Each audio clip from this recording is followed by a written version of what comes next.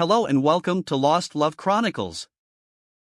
Dear listeners, before we get started, drop a quick hi in the comments and let us know where you're tuning in from. Also, if you have any suggestions for us to make the channel better, please let us know. Now let's start with the story. Aaron and Marissa needed to be at the station at noon.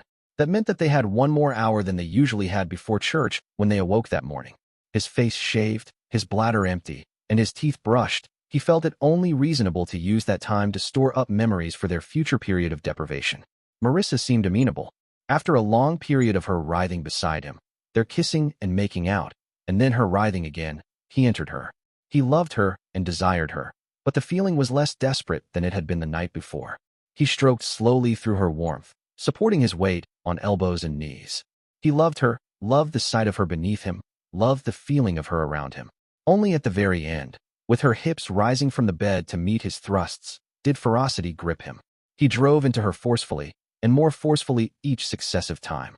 When she clutched around him, he drove into her violently and poured his love and desire into her. He slept beside her after that, and she probably slept, too. Then they shared a lovely, if short, shower. He watched her prepare another fancy breakfast. It was delicious to eat, and the preparation was lovely to watch. Although the train station was much closer, they left more time than they ever did for church after taking into effect the hour difference. Well, missing the train had worse penalties than missing the introit. The trip up in the train was a social time. He didn't mind her sorority when he and Marissa dealt with it together, and these women seemed to accept that he and Marissa were a couple. Her parents met her, and Dad met him. After taking the luggage to her family's car, he went off to Dad's. And how did the quarter go? Dad asked when they were in traffic. Up to now, the grades have been fine. I still have a paper and a project out. And of course the finals haven't been graded yet. Still, they felt okay while I took them. Your social life seems to be going well, too. You're happy about that? Quite happy. He would rather have Marissa's promise to marry him. Really, though, she had promised to think about it. And the estimable Miss Grant? Do you think she is happy with your association as well? That's none of your business. I'm biting my tongue to avoid the obvious retort. If you want to avoid it in the future, choose another adjective. That was really like the old man. He didn't say, no, it's your business. On the other hand, he let you know that he could have. I've heard you use it, he pointed out, but not where it invites a retort like that. I'm saying think before you speak. I'm not saying always avoid swear words. All right, it's none of your damn business. And, I didn't ask any intrusive questions. If, of course, you let Dad decide what was intrusive. I merely expressed a friendly interest in your happiness. Well, as I told you, I am quite happy. As to whether I'm able to keep her happy, that's none of your damn business. Fair enough. Have you thought of your Christmas present for her? Thought about? Yes. Decided? No. Well, probably it is wiser to shop up here for someone who lives on campus. You've shipped off your presents to California? Yeah. I'm a responsible adult, you know. That's 3 separate issues. Are you responsible? Often. Are you an adult? Not yet. Do I know? Really, do you need to ask? I remember the Aaron whose diapers I used to change. I accept my children's limitations. My children might try accepting mine. But yours are so many, he pointed out. Many as they may be, only a few affect you directly, and really most of our quarrels are about only one. I still think of you as my son, when you want me to think of you as an entirely independent agent. Well, accepting that limitation of yours means accepting a limitation, a handcuff, of my own. Why can't I be an independent agent? Oh, when I limit you objectively, then you have a fair complaint. I'll try to deal with it fairly. What I ask you to accept is my point of view. Parenthood is tragic. Either the nestlings fly away, or they don't. If they do, our identity as a parent is destroyed. If they don't, we've failed as parents. You don't seem all that eager to allow me to fly away objectively, as you say. Well, really, Aaron, you're the sort of kid who needs a college education. It's not some weakness of yours. It's talent or ability. I'm not insisting that you stay under my control so I can pay your tuition. I'm paying your tuition because that's my responsibility. A year and a half more, and you'll fly away. I'm counting the days. And, Dad continued, I'll celebrate. I may cry in private, but I'll celebrate quite honestly. 2 of us will graduate. Anyway, you've told me that the coursework looks like good grades up till finals. There's nothing in your courses these days I could understand besides the grades. You tell me that your relationship with Miss Grant is none of my damn business.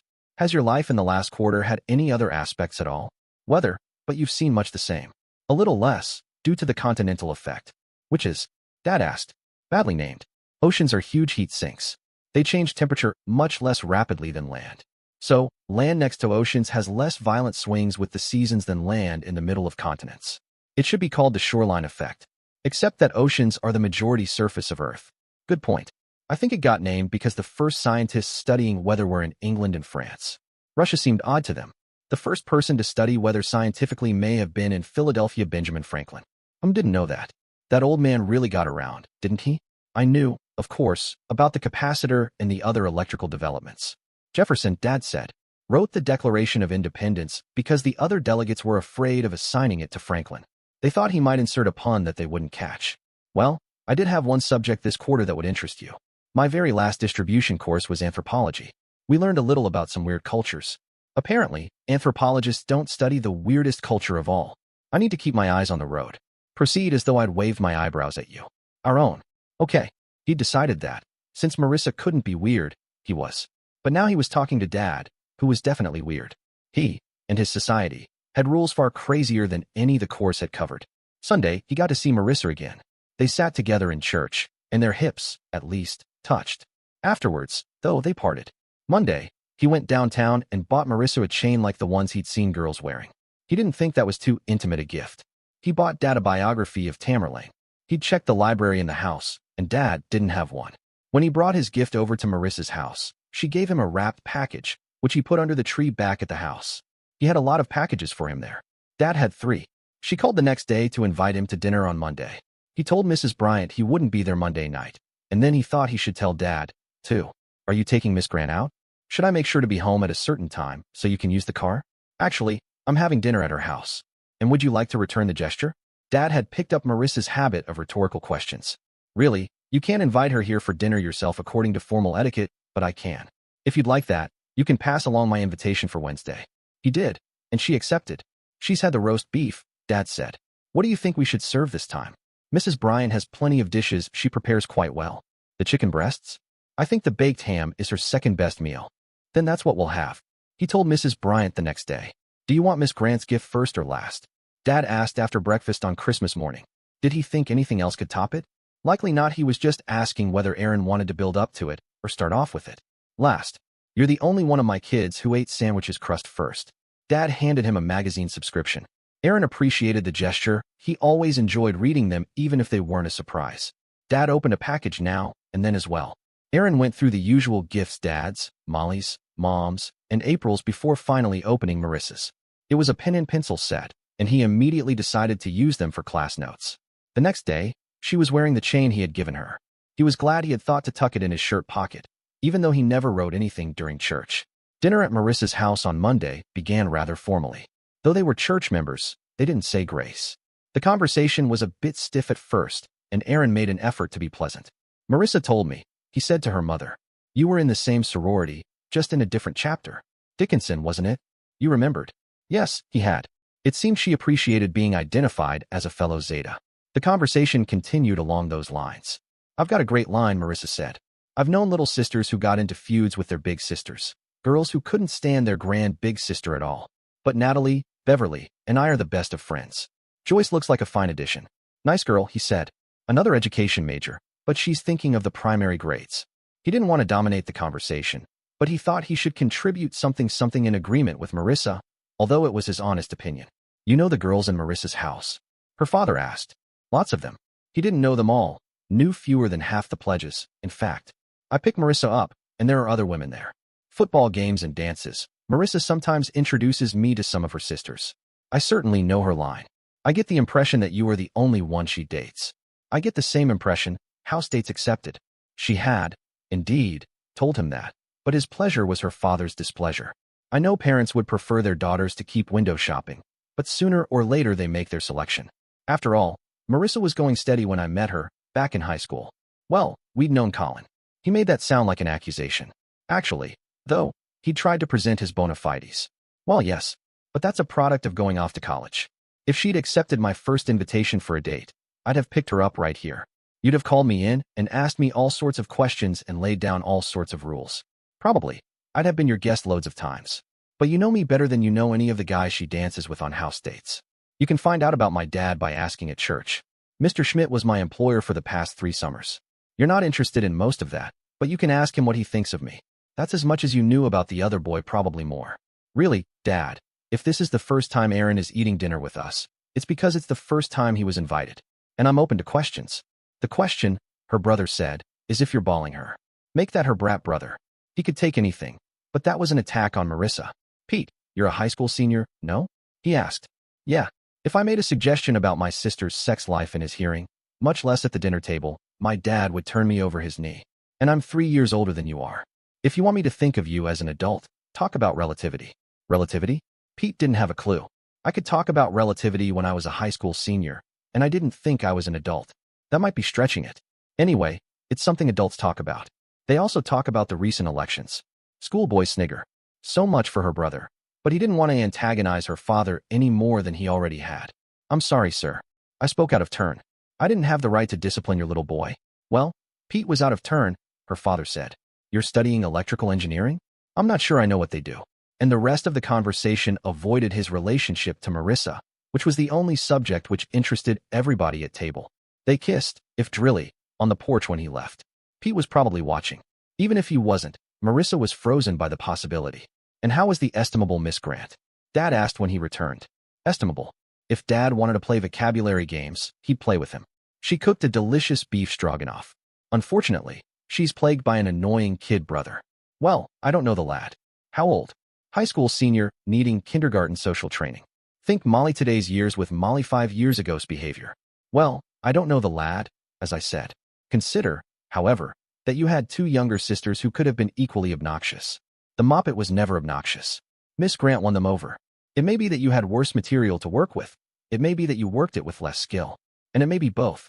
Pete, after all, had been a scum-sucker despite Marissa's skill. It could quite possibly be both. She's still on for Wednesday? Certainly. Good. That I don't appreciate her company as much as you do doesn't mean that I don't appreciate it. And Wednesday, he appreciated her presence so obviously that she commented on it. It is a real pleasure to be here, Mr. Turner. I get the real feeling that you like me. What's not to like? Dad asked. You're an intelligent, sensitive, attractive young woman. And most of all, attractive was damning with faint praise, and he said so. Attractive? She's utterly beautiful. And most of all, Dad went on as if he hadn't spoken, as if he didn't exist. You're good to him and for him. Story was told of a woman in the past century who dined on successive nights with 2 of the most famous hosts in England. After the first night, she came away thinking that her host was the most interesting man in the country. After the second night, she came away thinking that she was the most interesting woman in the country. Well, despite the contrast in appearance, Erin looks better in your company. And as for you, my son, his father said, you don't love her because you think she's the most beautiful woman on campus. You think she's the most beautiful woman on campus because you love her. Well, Dad had a point. That being said, Miss Grant, he continued, I think you underestimate how appealing you are to others. I'm not in love with you, and I wouldn't say you're Miss America material, but you are attractive, both as a woman and as my son's girlfriend. I know what boys like, she said, making a wide gesture with her hands.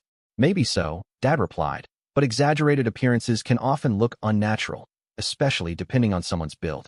Sure, there's a common idea of what's appealing, but it's not the only way people are drawn to each other. You wear your hair that way because you think it's flattering, right? Sure, and it is. But something completely different, like long straight hair down to the waist, is also something people find appealing. The point is, attraction isn't one size fits all. When Erin first liked you, you turned him down, didn't you? Dad remembered that? Did he have to bring it up? Well, I was seeing someone else. Which means Erin wasn't the only one to show interest. Have you ever gone long without attention from the opposite sex? Back in 8th grade, I would have loved a little attention. Sure, but 8th grade boys aren't exactly the best benchmark, Dad said. And maybe someone liked you then and just never said anything. But anyway, we're talking about whether you're appealing now. Were you the same back then? No, but... So your point doesn't really apply. The truth is, people find different things attractive. That comment you made about what boys like really oversimplifies things. You like Erin, right? You're not just dating him because the football team's unavailable? Well, Erin's stronger than he looks. Maybe, but he's not an athlete. And did you notice that strength before or after you started dating him? Much later. Exactly. Stereotypes don't explain everything. People don't always fall into those neat categories. One of the things Erin likes about you is your intelligence. And yes, there's a stereotype that some women hide their smarts because it supposedly drives men away. Some guys do get intimidated by that. Erin's not one of them. At least someone was standing up for him. Well, he might still feel a bit challenged. Not right now, since this isn't a date, but I've watched him over the past 2 years. He's dating someone impressive. I'm nowhere near as smart as he is. He makes the dean's list, after all. Well, he may be better at classwork than you are, but you don't put the emphasis on it that he does. What did he tell me? You're vice president of your sorority? Of the chapter. The sorority is a national organization. The chapter is 50-some women on one campus. Well, still, that takes work, doesn't it? Over and above the work your average member puts in? Aaron studies, and I applaud that. Past chapter vice president isn't going to go on your transcript. But, leaving that aside, my estimate of your intelligence comes more from your success with my daughters. You're very kind, but you're underestimating your son. Last spring, as a favor to me, he tutored 3 sisters who were in trouble in college math. All 3 were helped tremendously. Marissa might overestimate his intelligence, but at least he knew she was on his side. Well, you'll have to visit more often. I hadn't heard about that. Aaron answers my direct questions, but he seldom volunteers any information. Now, Aaron began.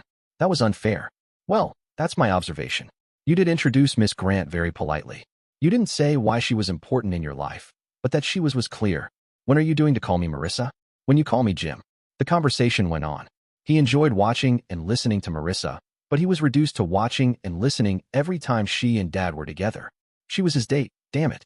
And, after dinner, when Dad went upstairs, she was his date. They had sweet kisses. Her mouth tasted faintly of the spices Mrs. Bryant used in the ham.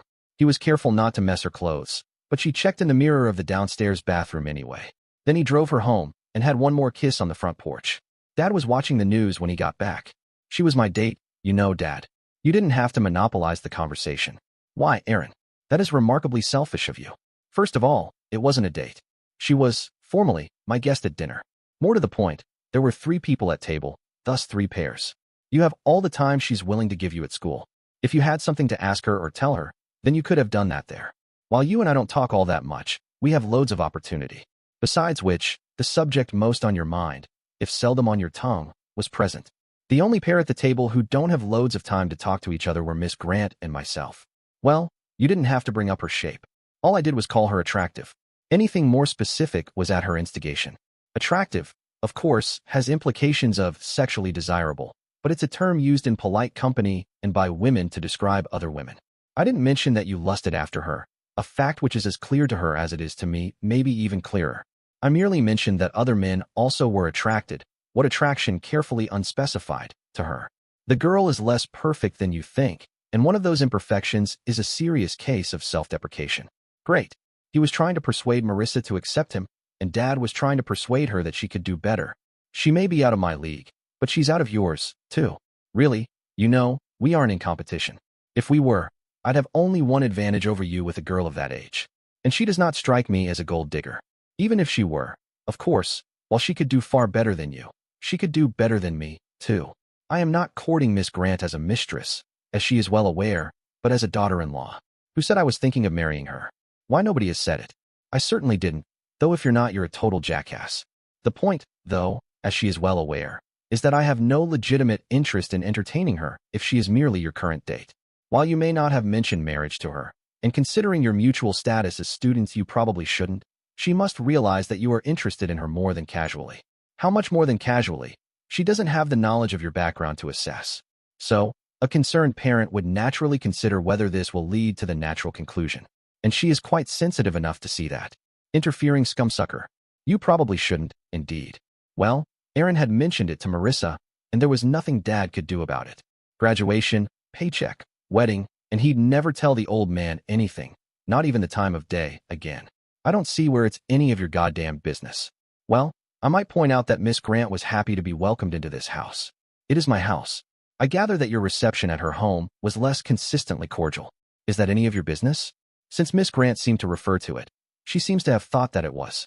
Prioritize, my lad. Is your current relationship with me as important as your relationship with her is? If not, you need to play your best cards. And the fact that I welcome her and that she enjoys my welcome is a positive you can use. Everything was about Dad, a legend in his own mind. But, he thought after he was in bed alone, Dad had been right about one thing. He had to play his best cards. If Dad was far less important than he thought, he probably was a positive in her mind. Aaron's parent approves of us, at least was. The girls were probably a greater positive, if only he could think of a way to use them. If he'd thought earlier, they would probably have been happy to send her Christmas cards. She talked a lot about his brain, or his GPA, which she confused with it. And she thought he was strong. He should go back to lifting the chair when she wasn't around.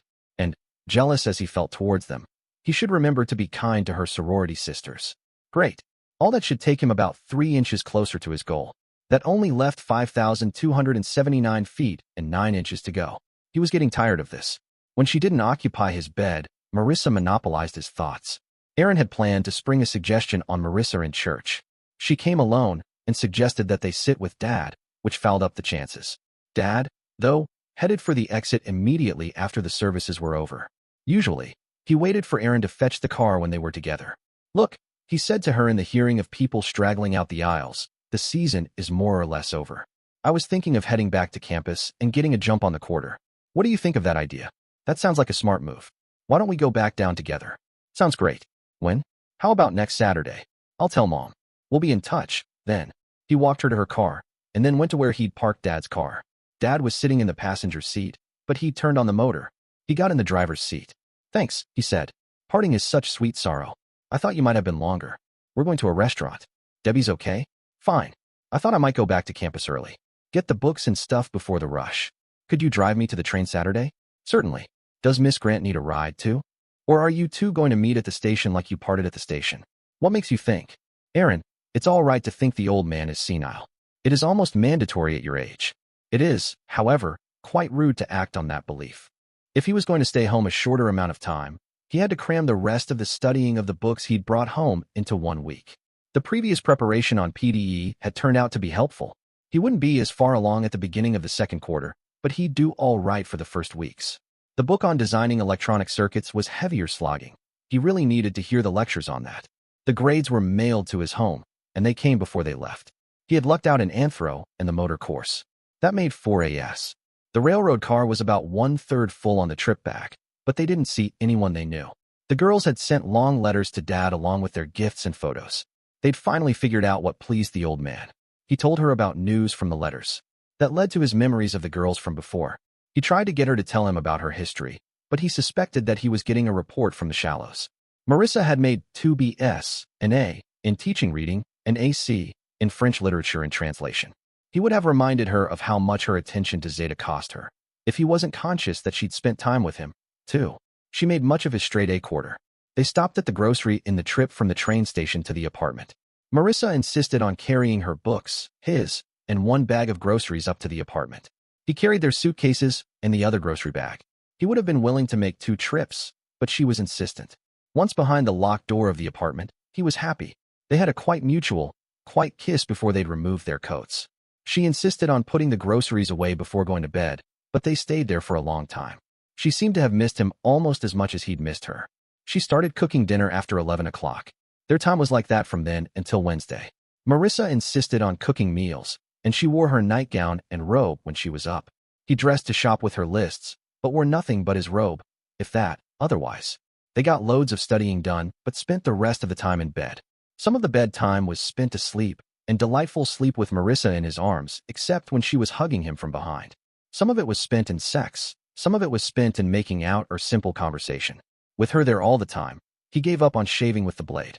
Even though Marissa would see him, he used the electric razor.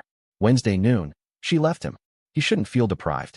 They'd had nearly 3 glorious days of pretend marriage. Saturday evening, she called him to pick her up at the sorority. She could be with him whenever she wanted, but that seemed to break her schedule.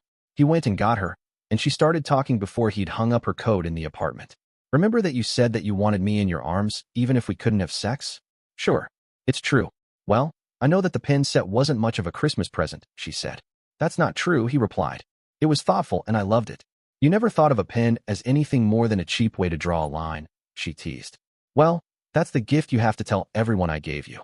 You can't mention the other one. The other one? He asked, though he had an idea what she meant. Merry Christmas, she said softly. I'm here with you tonight. That time together felt like a true gift, quiet, meaningful, and affectionate. They sat close, exchanged gentle hugs and kisses, and held each other with a sense of calm and connection. There was no rush, no expectation, just the comfort of being together. She rested her head against him and gently reminded him not to lean against her too firmly. She was a bit sore from the day. On Sunday morning, they shared a quiet routine, getting ready for the day, making breakfast, and heading to church. I'm really glad we're going, Erin said on the way. I feel especially grateful today. When Marissa returned to the apartment Thursday evening after more than a week apart, Aaron was eager to make her feel welcomed. He greeted her with warmth and affection, brushing her cheeks with kisses and listening as she recounted her week. The closeness they shared wasn't just physical, it was emotional and steadying. Though they weren't formally a couple, their bond was clear even to others, including her sorority sisters. That Saturday, the sorority hosted a party for the new pledges. Marissa stuck by Aaron's side, and none of the girls asked her to dance. Pledges came over to introduce their dates to her, including Judy, who had previously been unsure of Aaron. But that night, she seemed more relaxed around both him and her date, likely comforted by the dynamic around her. Marissa, though only a little older than the pledges, clearly earned their respect. When the event ended, the sisters stayed behind to clean up. Marissa, ever responsible, felt the need to help, and Aaron stayed too. He wouldn't have let her remain alone on a Saturday night. His presence was appreciated by the sorority leaders. By the time they returned to the apartment, Marissa looked drained from the long evening. Aaron almost offered to carry her upstairs, but she made it on her own and went straight to bed. The understanding between them was simple: they would rest together. Nothing more was expected. Aaron slid into bed beside her and wrapped his arms gently around her. She relaxed into the warmth of his embrace, already drifting into sleep. "Tired?" he asked. "Not that tired," she murmured. "Wonderful, warm woman." Still, he didn't want to push her when she was worn out.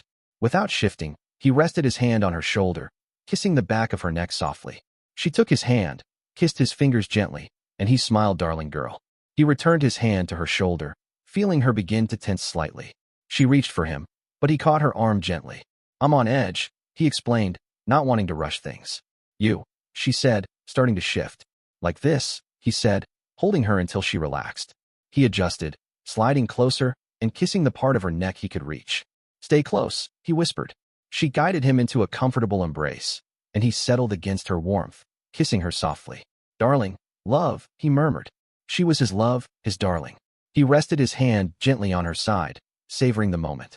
Her slight movements sparked warmth in him, and when she shifted closer, he couldn't help but deepen their connection, overwhelmed by her presence. "Love," he said, as they settled into each other. She was his love, and she fell asleep in his arms. He followed soon after, too content to linger awake. Sometime in the night, she slipped from his embrace but returned to snuggle back in. When the alarm rang, he took his bathroom time, shaving and brushing his teeth before returning to bed. She looked so sweet, so sleepy, he hesitated to disturb her. Since he'd answered the alarm first, he owed her a choice. He slid back into bed. "Rise and shine," he said, nuzzling her back gently. "Oomph," she groaned, glowing but reluctant to move. "Aren't we going to church?" "Do I have to?" "No. Want to stay in bed till noon?" Her sorority had Sunday dinner at 1 o'clock, with obligations after. "Yeah." Her answer warmed him, especially from such a captivating woman. He curled around her, stroking her shoulder gently, his touch light. "Want to sleep," she murmured, guiding his hand to a less distracting spot. He tightened his embrace, but stayed still.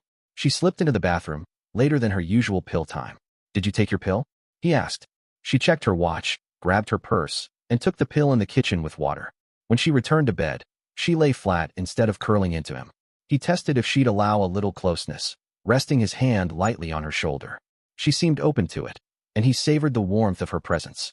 When he slid under the covers to brush a kiss across her shoulder, he trailed his fingers gently along her arm. She was so relaxed, responding softly, so he settled beside her again, content to hold her close. "You know," he said quietly, "when I talked about you sleeping in my arms, I assumed I'd be asleep too. But it's even better when I'm awake, holding you like this." He wasn't sure if she was asleep, so he kept his voice soft, not wanting to wake her if she was. "Yeah, your own personal companion."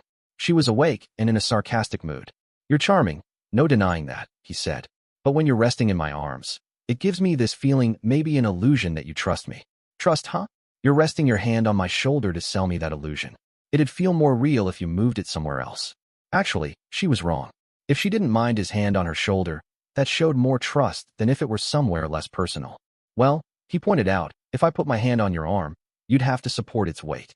On your shoulder, it's effortless." "Yeah, right. Got any bridges for sale?" Her sarcasm was playful, and she seemed in a good mood. They were skipping their usual routine, and he could tell she was enjoying the break as much as he was. "You think I'm scheming something?" he teased, lightly touching her arm. "I'm totally innocent, and I'd never do something like this." He gestured toward her cheek, pretending to lean in for a peck. She laughed, covering her face but not pushing him away. Things unfolded slowly. They were resting together after a long night, and he wasn't about to ask more of her than she felt ready to give. When she tensed slightly, she pulled him closer, holding him gently. He brushed his fingers along her arm, and when she relaxed into him, he whispered, "Marissa, darling." Her face showed a flicker of intensity, then calm. He held her gently, giving her a soft kiss as she drifted back to sleep. A little later, she stirred and turned to him for a kiss. Then she slipped into the bathroom. He put on his glasses to watch her move, appreciating her presence. When she returned, she kissed him again, her breath fresh with toothpaste. She seemed to welcome his hand resting lightly on her arm. When she tensed again, starting to fidget, she reached for his hand, squeezing it gently. "You," she said softly. Yes, they'd had their break from the world, and this moment felt like their last for the morning. He wanted it to be special for both of them. She leaned into him, and he adjusted so they were comfortable, his hands resting lightly on her shoulders. He watched her face as they stayed close, her expression shifting from warmth to curiosity, then to a hint of unease. Her hand slid along his back as she grew more thoughtful, her face showing a trace of concern. "Marissa," he said as her expression softened into calm, her body relaxing against him. He held her tightly, then let himself collapse beside her, both of them settling into a new spot on the bed. She got up and headed for the bathroom. When he heard the shower, he hung her robe on the door. Then he joined her for a quick shower. Their little escape was over, it seemed, because she dressed in everyday clothes and started cooking breakfast. He enjoyed watching her move around the kitchen. "I'm falling behind on my tasks," she said over breakfast, as if cooking on time was her responsibility. "You had a long night," he replied. "Besides, you were resting in my arms. That's the deal. Breakfast is a bonus." Though she acted like she was running late, they shared a cozy moment after eating, lingering before he drove her home for Sunday dinner. For the next 2 weeks, she kept her schedule. She stayed over Wednesday and Saturday nights, and they shared morning showers. She cooked Saturday dinner and 2 breakfasts. He would have preferred to skip Thursday breakfast for more time together, but he wanted to make sure she ate.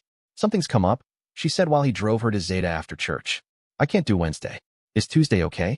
She seemed tenser than the change warranted. "Tuesday's fine," he said. "Even better, since it's sooner." The shorter wait for Tuesday was offset by the longer wait until Saturday, but he didn't mind. She took a deep breath before continuing.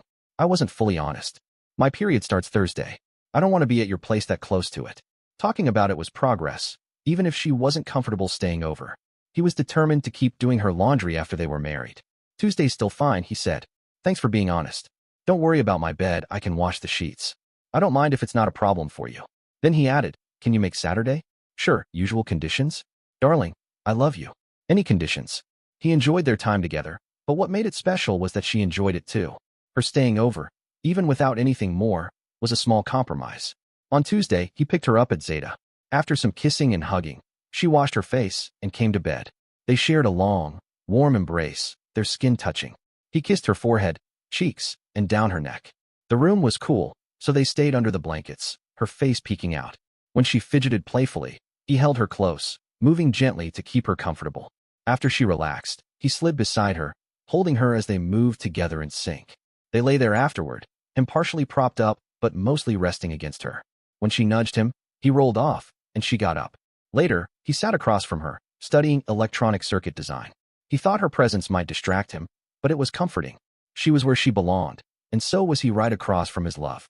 They studied late, but she was responsive when they went to bed. He watched her face light up as they cuddled, her body shifting against him. She gasped softly during a kiss, then relaxed as he held her close. On Saturday afternoon, he bought a small jar of Vaseline and set it on the nightstand, hoping she'd be open to some closeness. That evening, they shared a quick hug before she cooked dinner. After he cleared the table, she sat on his lap for a longer cuddle. Her shoulders were sore, but he could hold her waist without issue. Had he been too rough before? He'd been so focused on her comfort. From now on, he'd be more careful. Sitting with her on his lap felt just as good as holding her in his arms. They studied for a while. He'd finished his Monday and Tuesday assignments early, so he read ahead in PDE while she worked. In bed, they shared a long kiss. Even if it was all they did, it felt more intimate than a kiss leading to more. When she pulled back, he lay on his side, kissing her face and stroking her hair gently. He wanted more, but wasn't sure what she'd allow. "Look," he asked, "is it okay if I touch your hand? Is that too much?" "Aaron, it's not too much, it's just there." She hesitated. "It might be messy." "So what? I can wash my hands." "Is it really an issue?"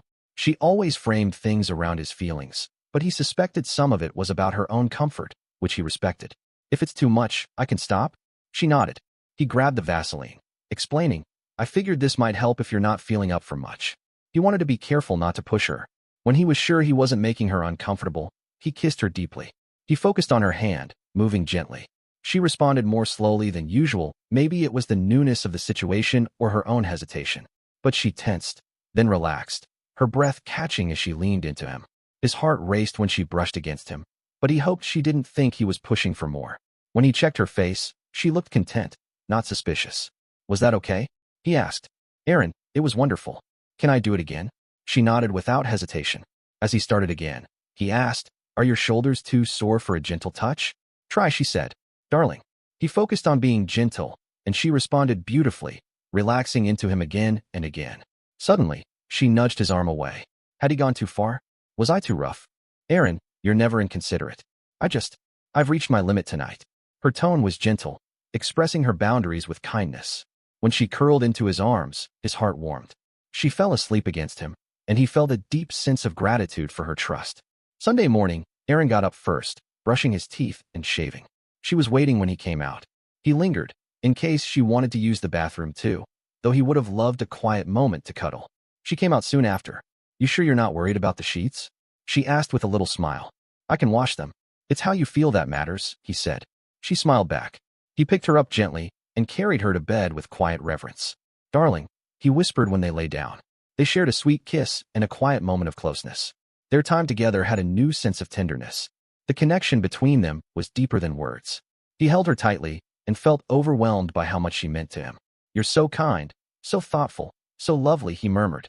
You really wanted that? She asked with a quiet laugh. He would have given up anything for a moment like this. Oh, darling. Let me go in there first, she said. This time she stayed longer, and he waited until he heard the water running. See, she said later, pointing to a small detail he hadn't noticed. When he stepped under the shower, it disappeared.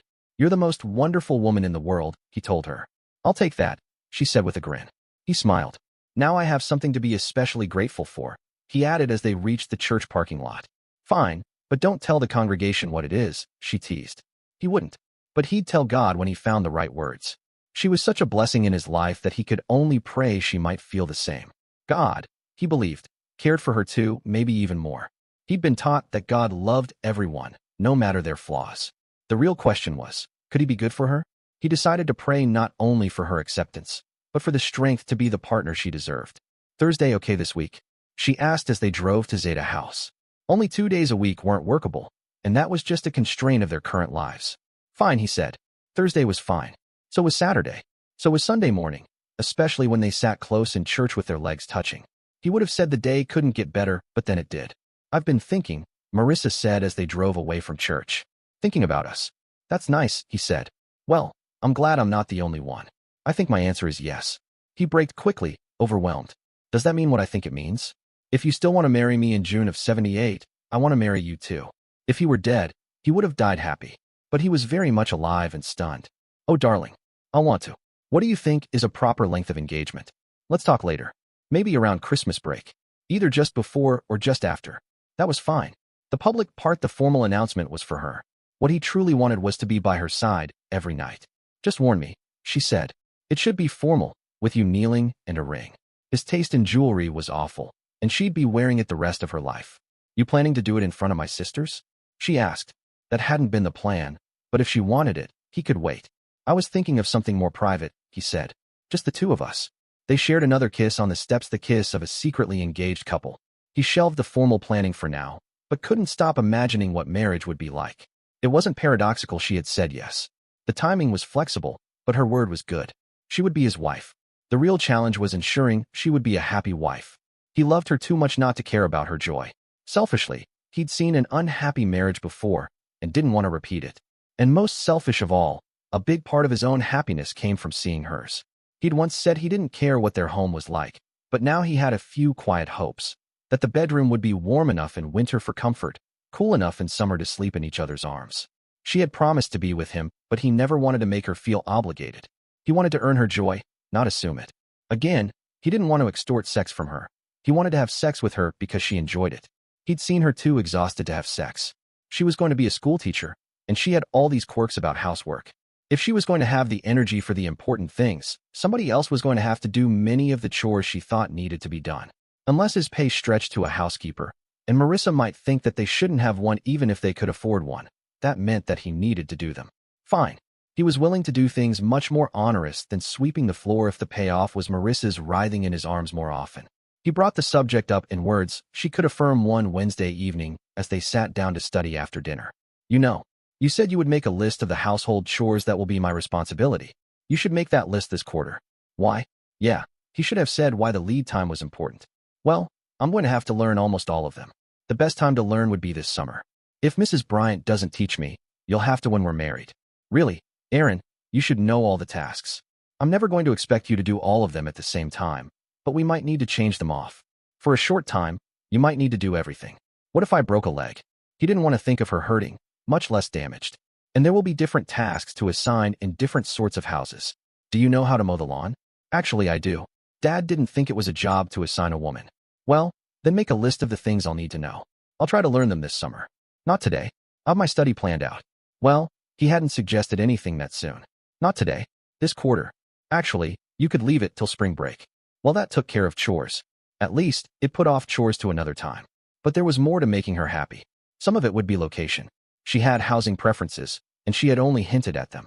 She so clearly believed that everybody had them, though, that she had to have her own. For that matter, her context for asking his was that they should check to see whether theirs were compatible. That, though, had to wait for the location. When they had decided where to live, she could find a house that suited her. She was on her own with regard to her employment, too. But, once she was in her employment, she shouldn't be ashamed of him.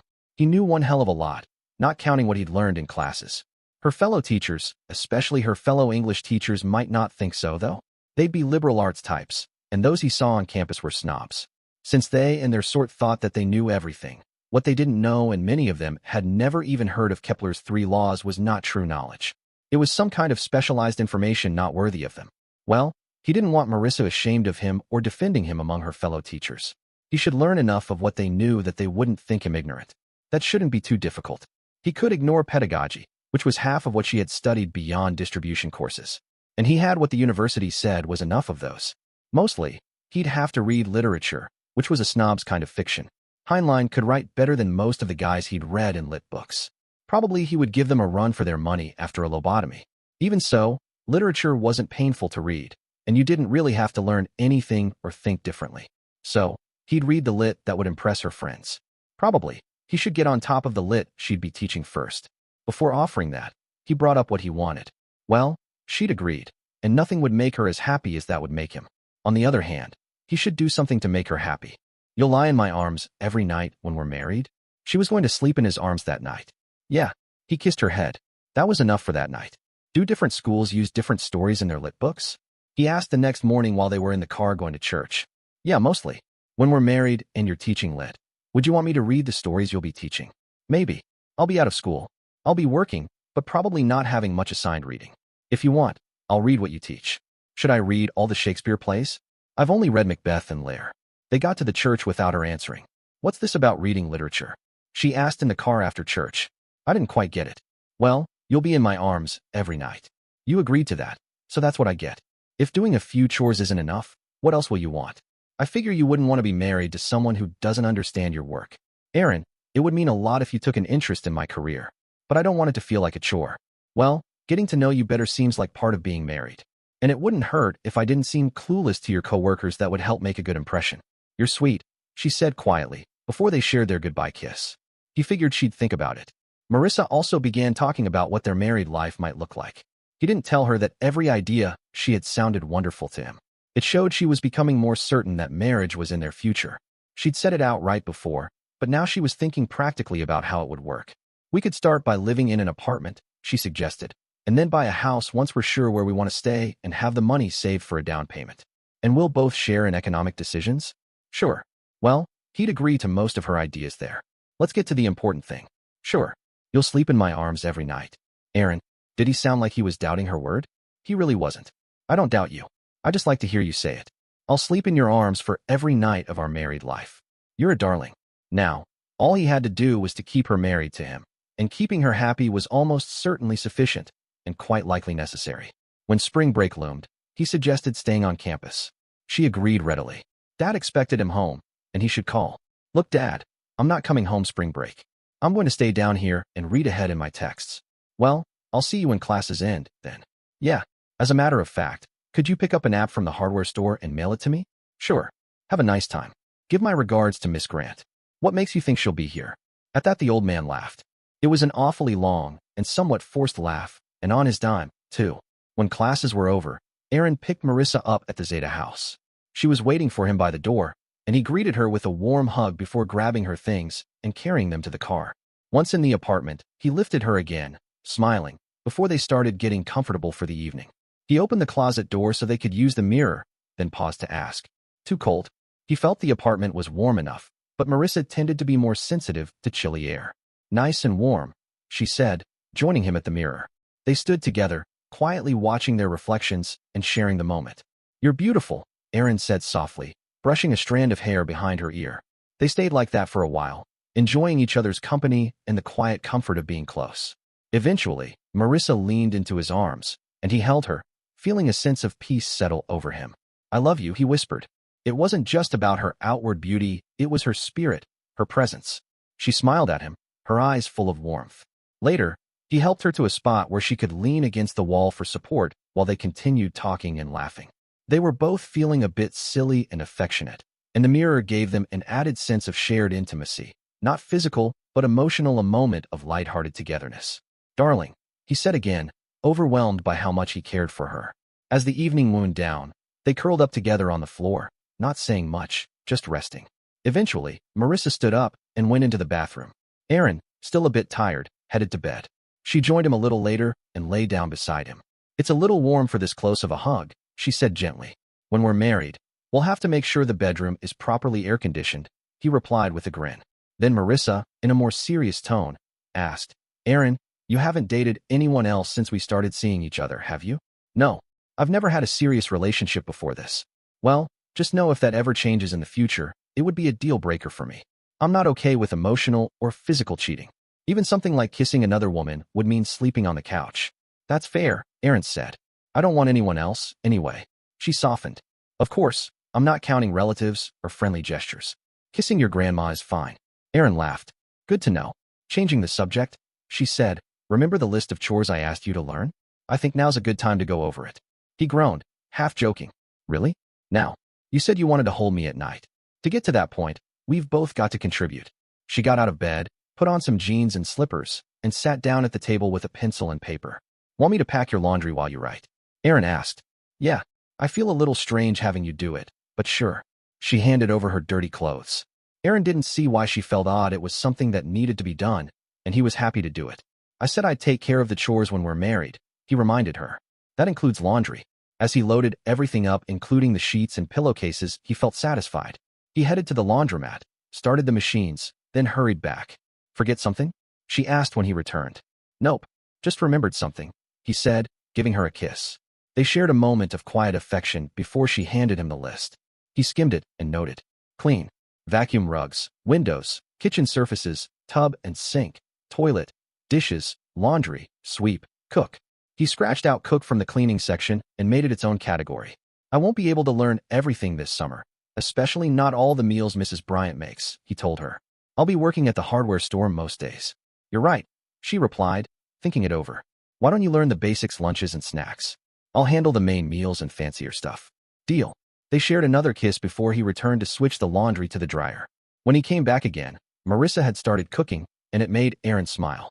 Watching her move around the kitchen, he realized again just how happy he was in her presence.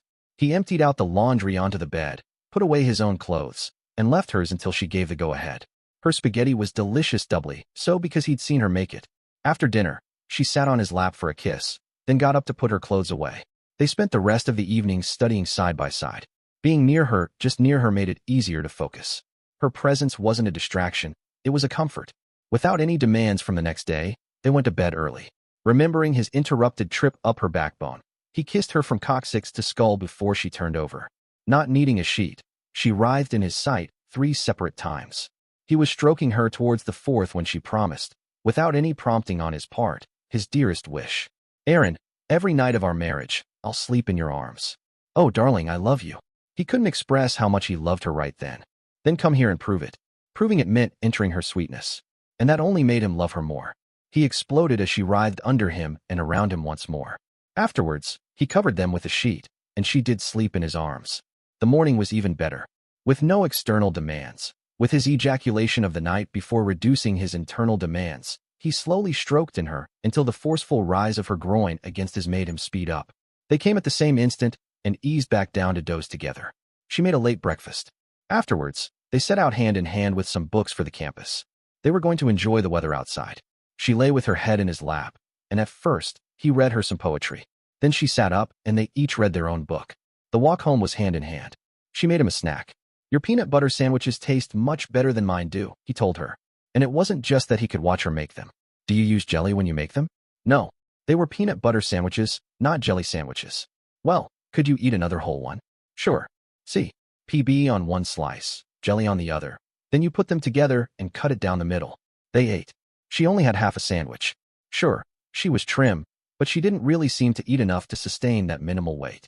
You can make your own snacks when I'm not here, and you can make them and share them with me when we're married. He liked that last suggestion, and she seemed to like the idea enough to come into his arms for a long kiss. They'd share a bed when they were married. Would they have this sort of fully clothed standing cuddle, too? Then they got back to work. Aaron was determined to support Marissa's study habits better than her sorority environment ever had. He wanted her to feel confident in her choice to spend the week with him. Their study sessions were productive, and dinner, which she cooked, was delicious. But for Aaron, the most treasured moments were the quiet, personal times they shared. They spent the evening enjoying each other's company, talking, laughing, and exchanging affectionate gestures. Their time together, whether cuddled under the blankets or simply holding hands, was a deep source of happiness. When she pulled him closer and rested against him, he kissed her forehead and held her until they both fell asleep. The next morning, though the energy was slower, the warmth between them remained. They shared tender gestures, soft touches, and unspoken understanding. Later, they got ready and walked to church, sitting close, maybe too close to appear entirely modest, but clearly happy to be beside each other. She came home with him afterward, choosing his apartment over her sorority, which made him quietly glad. Watching her cook dinner was a joy in itself, and the meal tasted even better because of her presence.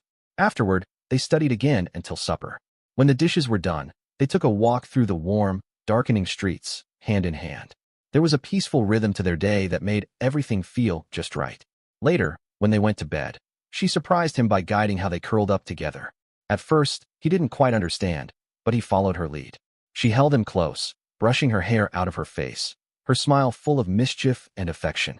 He rested with his hands at her waist, simply appreciating the moment. Her comfort with him, and his admiration of her warmth, her beauty, her strength filled the space between them. They lay together quietly afterward, and Aaron felt deeply at peace. Watching her move, laugh, and think it all made sense. The connection they shared, especially that week, felt like something worth holding on to. Darling. And he grabbed his darling and pulled her down into his arms. This way, they didn't have to worry about his weight. He held her as their breath slowed. He was shrinking, and when he came out, some of his jism followed. You're getting the mess on you, she said. So he was, but that didn't matter. Stay like this. She didn't try to move off, but she wriggled a bit, wriggled delightfully, too.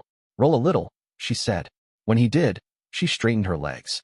Then she lay quietly on him. Oh, Marissa, I love you, he said while caressing her back. You'll never be able to sleep like this. Try me. You are adorable. But she soon moved off. She came into the spoon when she did, though. In the morning, they returned to bed from separate bathroom times. She writhed delightfully under his hand, his mouth, and his hand again. When he tried his hand for one more time, though, she left him. She dressed slowly without going for a shower first. The dressing was clearly an erotic demonstration. Her dressing and undressing were always a turn-on. That she was trying for that effect, though, somehow made this time less so in some ways. She taught him how to make lunch. She used the same teaching method as Mrs. Bryant used. She did all the thinking, and he did all the muscle work, not that there was much muscle involved in making coleslaw and sloppy joes. She cleared after lunch and didn't seem to want him to wash them dishes then. They did a little cuddling and a lot of studying between lunch and dinner. They took another stroll through town after dinner and then studied for a couple of hours. They were behaving so well as students that it was ridiculous of her parents to object to their being married as students. Marissa wouldn't want to leave her sorority, though.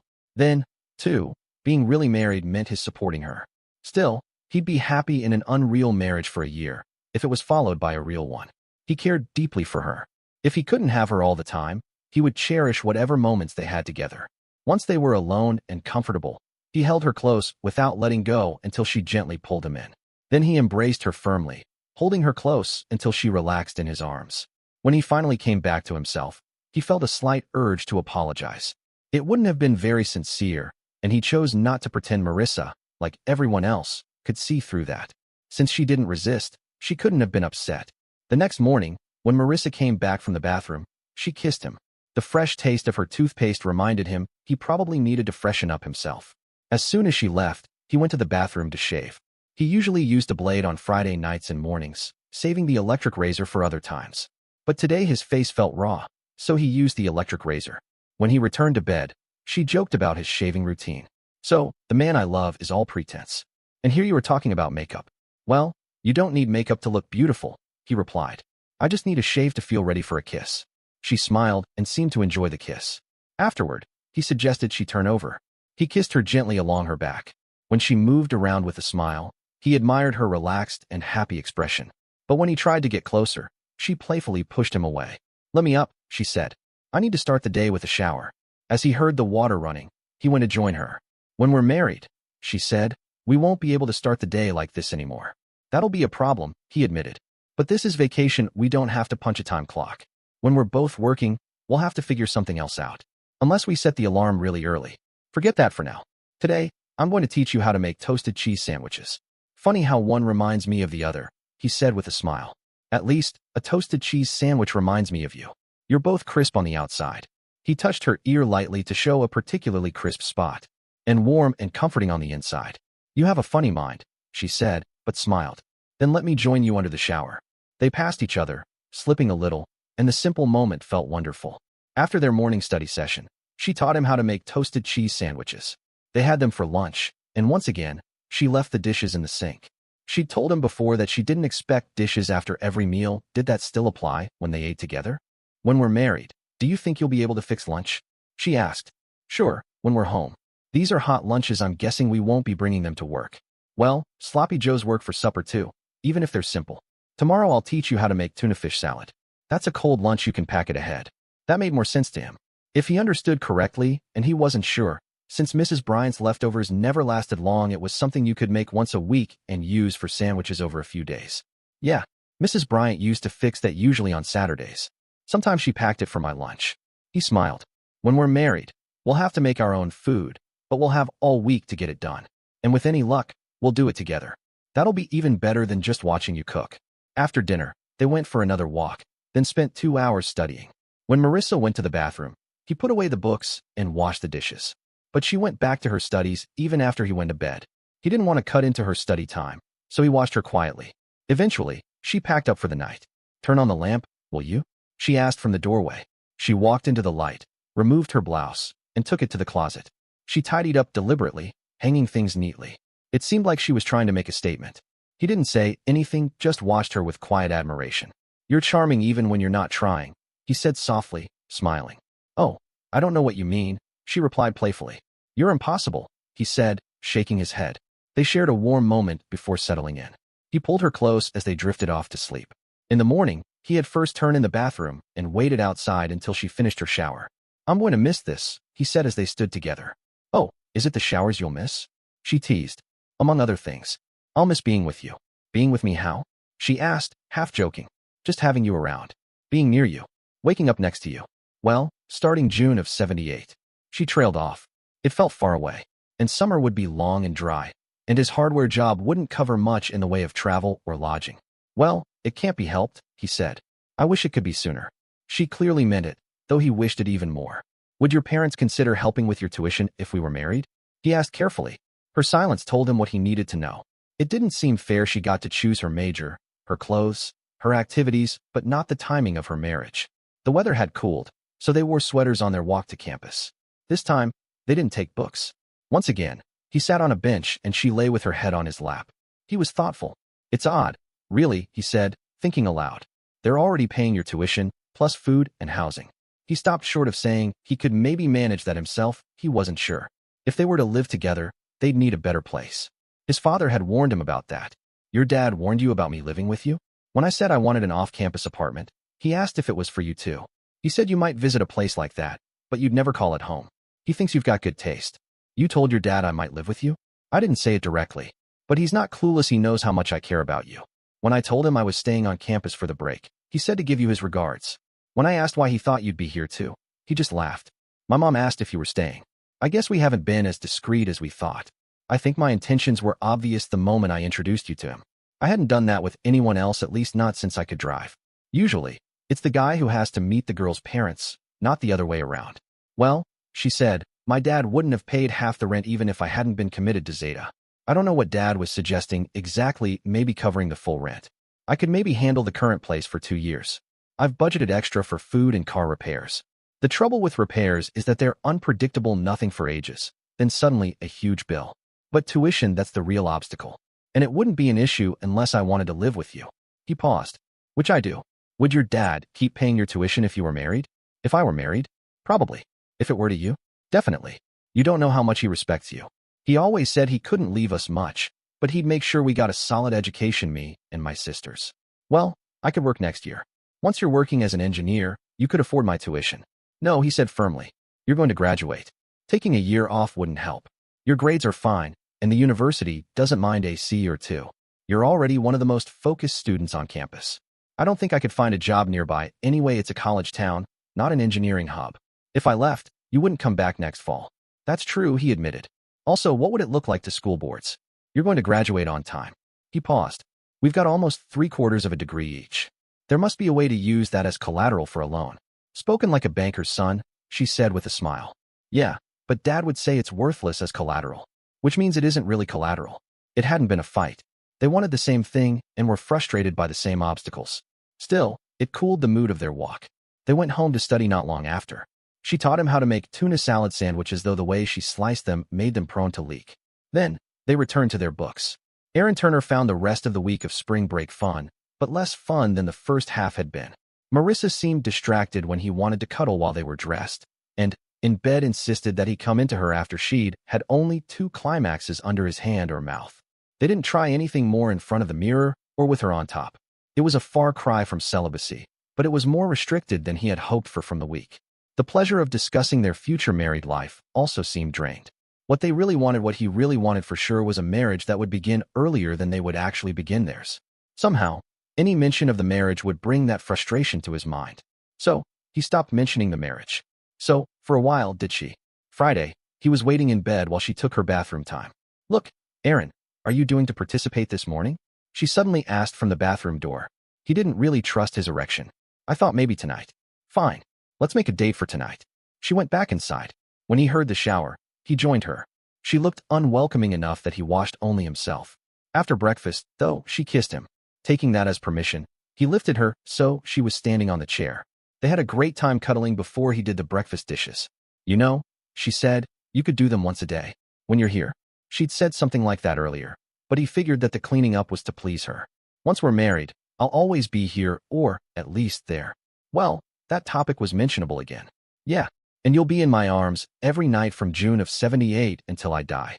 He accepted the wait, even if it was a little hard. Every night. Aaron, for all your faults, you're sweet. You're the sweet one. He smiled and gently ruffled her hair before turning back to his studies. After lunch, she stopped him from washing the dishes again.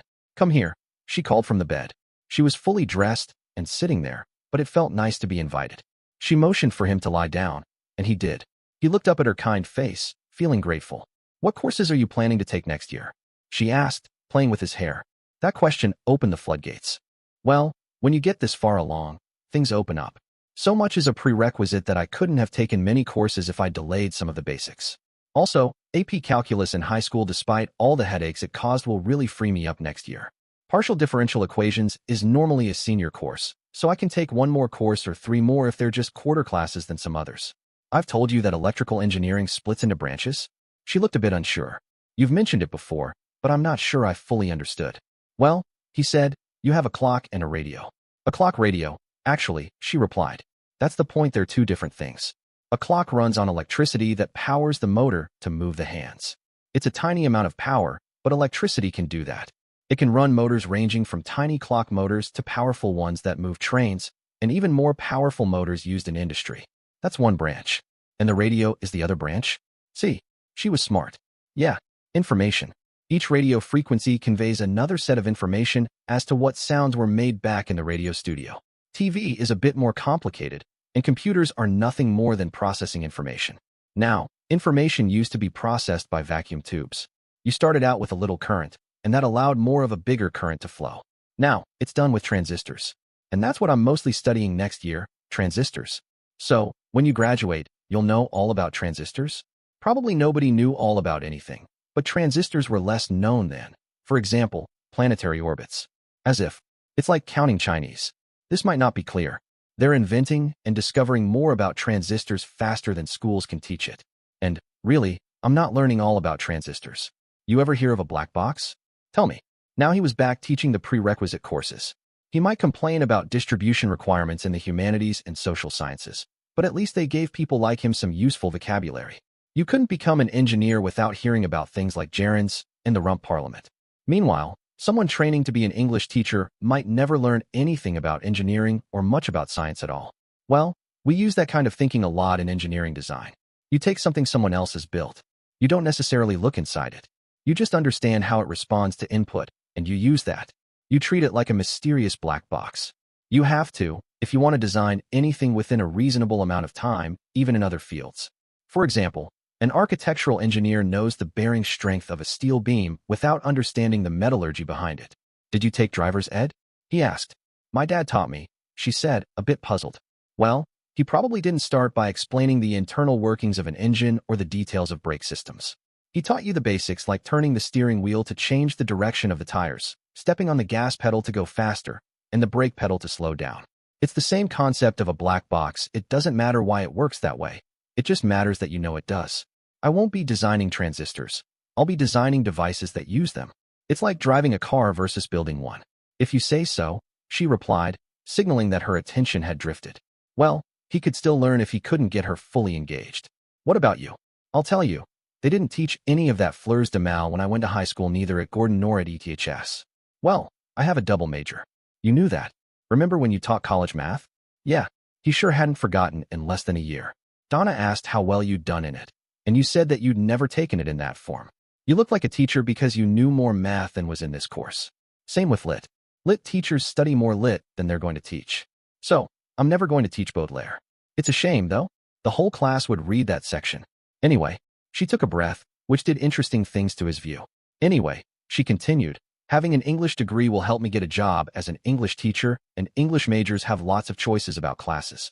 Ed majors are more like engineers. There are so many things you have to take that you don't have all that many choices within the field.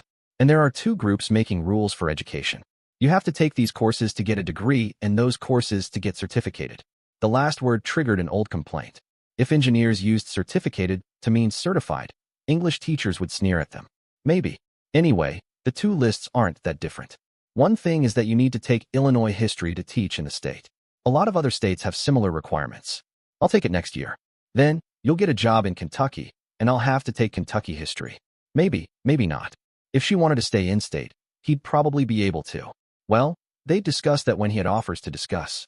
Look, I expect to get a fair number of offers. That's what happens every year. The companies come recruiting. You go down to interview with the ones which look promising, and some of them make you an offer. All right, we'll look at those offers together. Where you live means where you teach. I could get a job in Gary and live in Illinois, but not a job in San Francisco. So, where you want to live and teach is part of how we evaluate the job offers. Everybody does that. Everybody sensible, that is. Part of what you consider is what they'll pay, but part of it is what you'll work on and your future prospects, and part is where you want to live. So, some guys will be favoring the places which have great skiing within reach. I'll be favoring those where you'll be happy.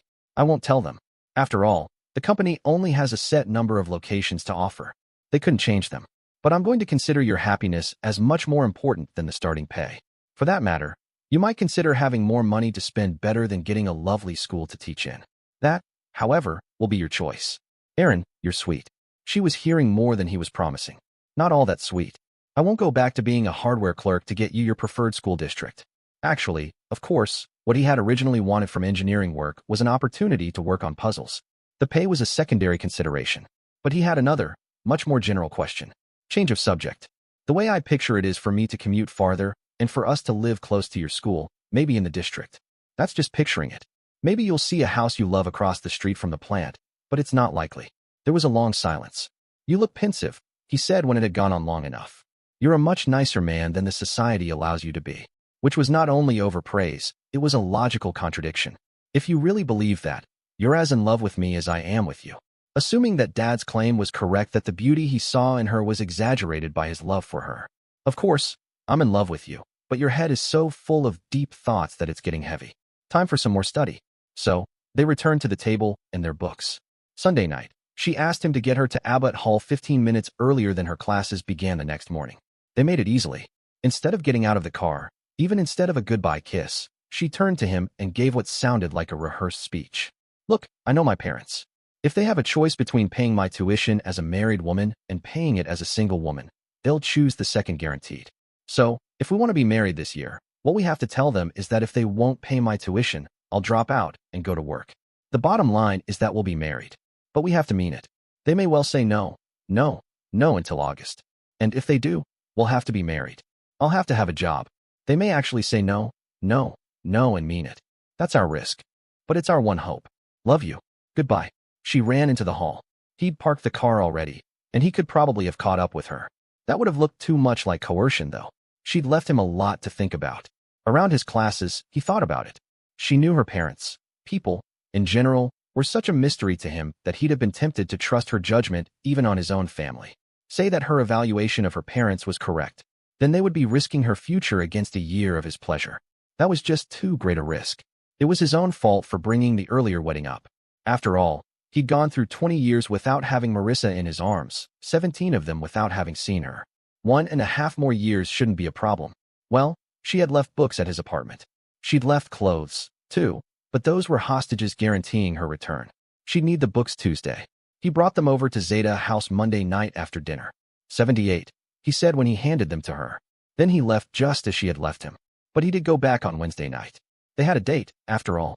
She gave him a kiss and her books to carry. 77, she said in the car. Well, she hadn't said 77 or never. They had been arguing lately, but not in a way that would break them apart. So, what should we do first, argue or make peace? She laughed. It wasn't really a funny issue. I want to marry you, he said, but I don't want your education to suffer because of it. You say you love me, but you always add some condition to us getting married. Always. I only remember this one, he replied. You said you didn't want me to feel like I had to marry you. And I don't. It's not about anything external, it's about what you want. I want you to choose me because you truly want to, not because you feel pressured. I remember that, she said. And if you felt the way I do, you'd marry me this spring. That's not fair, he said. You mean the world to me. But this is about making sure you don't have to give up your future. I do love you, he continued, but the cost might be too high. You're making a romantic choice, but I'm thinking about your long-term well-being. She said nothing while they got out of the car and went up to the apartment. Once inside, she offered, let's continue the argument later. She really was special. Her values often aligned with his. He hugged her warmly. I love you, he said. As they spent time together, the mood softened. They laughed, held each other, and shared quiet moments. Still, the unspoken questions hovered over them. Every night, he said. I'd hold you every night. Every night starting this June, she responded. All you have to do is say yes. Well, saying yes is easy, it's what follows that's hard. I'd have to watch the person I love put her dreams on hold. Maybe wait tables instead of pursuing her goals. It's not a bad trade, she said. We'd be starting our life together a year early. And there's only a chance I'd have to take a job like that. My mom might not even pull my tuition. But she might, he said. And isn't it your dad who actually pays the bills? They decide together. And they both don't approve of you, so they'd both need to change their minds. That's not easy. Plus, with my brother heading to college next year, they may be less willing to keep funding me. You're not being fair, she said eventually, though she knew she wasn't being completely fair herself. How am I being unfair? You're making everything feel perfect and emotional and then expecting me to think rationally right after. Well, he replied gently, maybe it's unfair, but it's not intentional. They both smiled. There was warmth between them, even through disagreement. Aaron, she teased, I doubt anyone's going to nominate you for Sunday School Teacher of the Year. You think? He said with a smirk. She kissed him, then stopped his hand as he reached toward her. Let's take a break, she said. We've got studying to do. She got up and dressed completely before they sat down with their books. He stayed in jeans and a t-shirt, still half distracted. It would mean being with me every night, she said across the table. It would mean giving up your student life for at least a year, he replied. It would mean working retail or waiting tables. You worked retail. It didn't damage you. That's different. I didn't have to choose between learning and working. Maybe I'm stronger than you think. Or maybe already too warped to notice, she joked. Their argument kept looping around, but it never got truly heated. It wasn't anger, it was love and fear, clashing. Later, they curled up together again, no longer arguing, just appreciating the quiet presence of one another. When she arrived Saturday during her period, she didn't want close physical contact, but she still came over. Being there was a gift in itself. They stopped by the grocery store and bought supplies.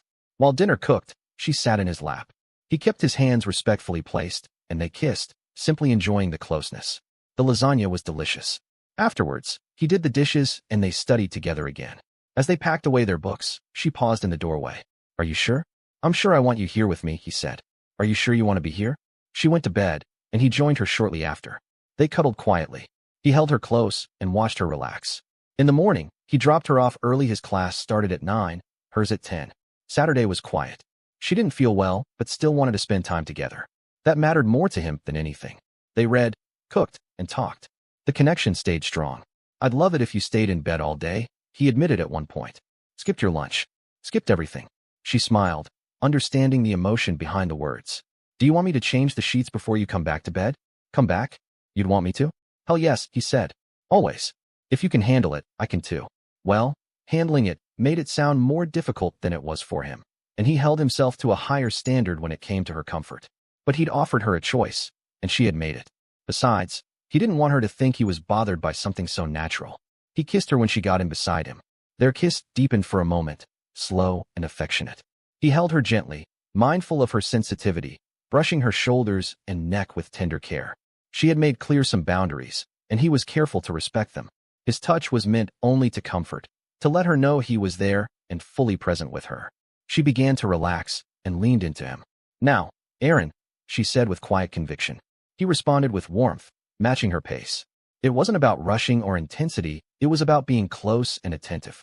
I love you, he said, holding her close. I love you too. I know. This is really kind of you. He meant it not just for the moment, but for her willingness to be open and emotionally vulnerable with him. As they lay together, quiet and connected, their mutual affection felt stronger than ever. He cherished how she smiled up at him, and how they seemed so in sync. They held each other, resting in that quiet connection, until she stirred. Wait here, she said, stepping away briefly. He stayed behind, unsure of what kind of closeness was okay right now, so he gave her space. But when she finished in the bathroom, he helped dry her off with a towel, careful and gentle. She made them breakfast, which was delicious. They even managed to get to church on time. During the service, he tried to reflect on the blessings in his life, especially Marissa. She was so thoughtful and generous, and even when she disagreed with something, she tried to meet him halfway. That generosity made him want to return the gesture to do something for her, not because he had to, but because he wanted to. Not everything she said was about compromise. Some things she simply believed in, like not rushing into marriage. But he'd asked what she wanted, and maybe this was part of the answer. On the drive back, his thoughts weighed on him. Was she sure this was what she wanted? He pulled off the road, knowing this deserved more than a passing comment. Marissa, are you sure you want to get married this June? He asked. Yes. It's less of a risk than you think. You trust me in so many things. I suppose I should trust you in this. His heart was pounding. He stepped out of the car, walked around to her side, and opened the door. Then he knelt down. Marissa Grant, will you marry me this June? Oh, Aaron, yes, she said. He kissed her as best he could from that position. The kneeling mattered more than the formality. He took her back to Zeta House, and she called him that night. Tell me what we decided this noon, she said. I think I may be dreaming. We decided to get married this June. Or, rather, I proposed and you accepted. We should pick out a ring. Do you want to help choose it? You'll be the one wearing it, after all. Yes, soon, she said. But just hearing it again means more to me right now. Still, now that he'd mentioned the ring, he wanted to act on it. Wednesday? After class. I'll be there. Abbott Hall. A few minutes after 3. I may be a little late, I have a 2 o'clock class too. That night, Aaron called his dad. Something happened? His dad asked. Aaron didn't usually call just to chat. Yes, we're engaged. Marissa accepted. When? His dad asked. This morning. No, I mean, when will you be married? This June. We haven't set a precise date. Is that important? Well, it will be. Could you be persuaded to put it off until after graduation? No. He'd accepted Marissa's program, and he wasn't going to change that acceptance for Dad. How about I promised you a 1-month honeymoon in the place of your joint choice if the wedding were after graduation? No. Shouldn't you consult your intended before you answer that question? We've discussed this, Dad, not that offer, but consequences. Do you really have savings to support a wife like Miss Grant? I'll not be able to call her Miss Grant anymore, will I? You told me that you didn't have enough savings to cover rent and food. Well, I was planning to ask you to cover rent again. It will have to be higher than this year. I haven't seen your place, but I know your tastes. I don't imagine Miss Grant will be willing to live in your style. Actually, Aaron, even if she were willing, I would advise against it. Sure, she'll make sacrifices for love, but those sacrifices erode the love. Dad didn't know how horrible a sacrifice Marissa was willing to make for love. Well, he said. Dad's comment worried him. Well, according to the support decree, I'm legally obliged to pay for your sister's college expenses. If I'm not legally obliged to pay for yours, I'm morally obliged. It would be nasty of me to cut you off when the reason I could is that you chose to live with me. Well, I may have regretted that choice in past years, but not half so much as Molly has been regretting hers. Dad changed the subject. He was never comfortable with criticism of Mom, however oblique. And then too, you don't plan to work in the hardware store this summer, do you? No, I don't think so. He didn't know much about weddings, but he knew they were complicated affairs. Do you think you could tell Mr. Schmidt that? Sure. Look, why don't you give me Miss Grant's number? I'll talk about housing direct with her. So he did. The rest of the conversation went over to how school was going. Then he had to make a harder call. Andrew, has something happened? If he seldom called Dad, he hadn't called Mom in years. No. Well, nothing like you're thinking. As a matter of fact, I'm calling to deliver good news. I'm getting married. Marissa Grant. The girls know her. Yeah, I've heard about her. Don't you have a year to go? Yeah, this is my junior year. We're going on in school. Both, God willing, her parents willing, actually going on in school next year. Is she pregnant? Are you sure it's yours? You're so trusting, Andrew. He was so trusting. This from the woman who'd married Elliot Brewster. Well, she's not. So stop worrying. As a matter of fact, he'd had evidence that she wasn't pregnant this morning. But Mom didn't need to know that. He realized how little of his current life she knew. Maybe the girls had told her about him, but if they'd talked about Marissa, it hadn't sunk in. Actually, she'd said that they had talked about Marissa. Am I invited? Of course. At least, you will be. Don't we have to have a date before we issue invitations? The girls will be invited, too. The girls will be invited, and Mom would be invited, too. He didn't want to say that, but she probably knew where his priorities lay. I don't know. You and the girls are so taken with her. I'll bet she's a gold digger. Mom, get real. Marissa is a wonderful girl. You say the girls are taken with her, and you haven't even met her. What sort of gold digger would be after me, anyway? I'm nearly broke. Actually, it was a miracle that Marissa had any interest in him at all. She could probably have any straight man she wanted. I think this is part of your father's plan for you. Well, marriage this June wasn't. That was for sure. What plan Mom thought that Dad had for him, he couldn't tell. That he get a good college education? Was that so sinister a plan? That he go into engineering?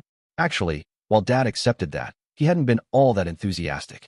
Well, it might be another 2 years before you call again. How is college going? Fine so far. I got all A's last quarter, and I've been at least on the dean's list since the second quarter of my freshman year. I had a few problems first quarter, but I straightened them out. I'm taking partial differential equations as a math course and 3 engineering courses. I'll be done with math after this quarter, and I'll take all engineering after that. Was there anything else? She sure didn't want a description of the engineering courses. Even Marissa's eyes glazed over when he talked about them. Well, college is more than classes, you know. I know. I started this discussion saying that I was engaged. I didn't propose in class. Actually, Marissa is an English and education major. We have never had a class together, and we only had a few subjects in common. The distribution courses and some others are taught at different times and places in the same quarter.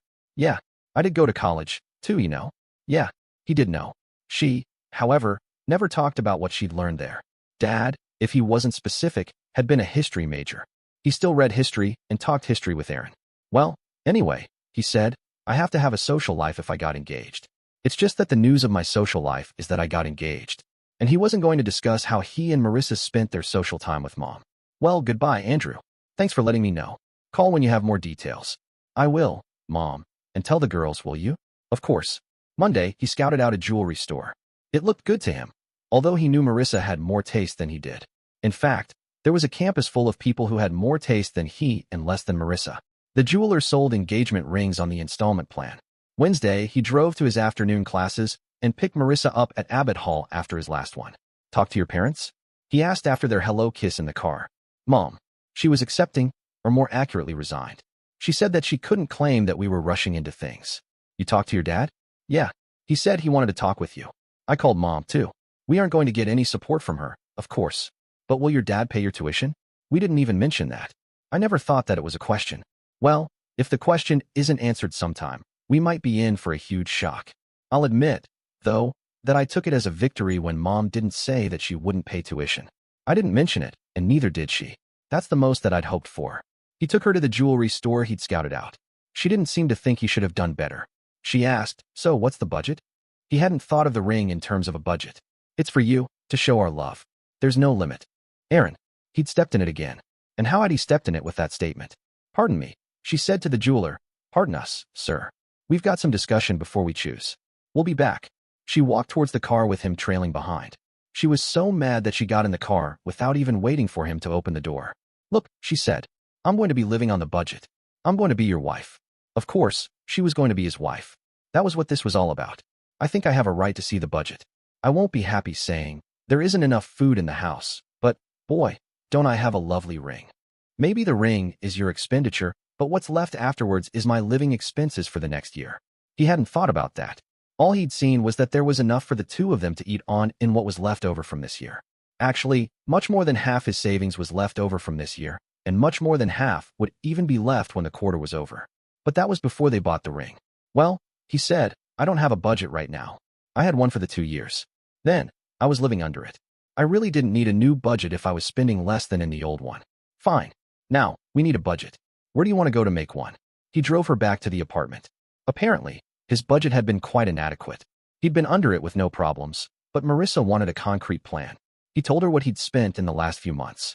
The checkbook helped there, but he kept records of all expenditures by categories such as food. She had him run that forwards till the end of the quarter. That and the gas for going home. She told him to subtract from what he had in the two banks.